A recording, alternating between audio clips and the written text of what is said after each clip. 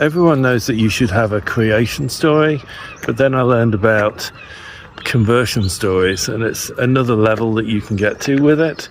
And my difficulty was, so the idea is that in order to buy your art, someone has to believe something. And so your story, obviously the point about stories is that they deliver a piece of knowledge. So your conversion story delivers the belief that someone should have in order to buy your art. And I was having difficulty making that real with visual artists. So I asked ChatGPT, and I'm going to read out, once the dog's done her business, I'm going to read out what it came up with, which is here.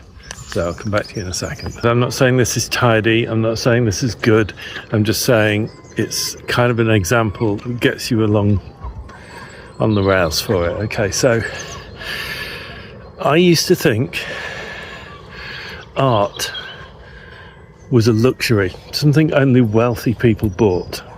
And when I started painting full time, I was terrified that no one would pay real money for my work. And then I met my first collector.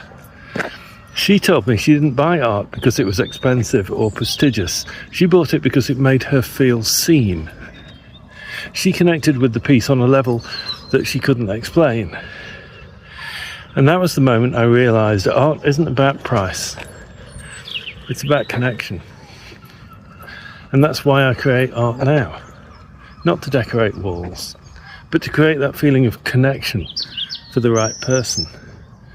If my work speaks to you, it's because it was meant to.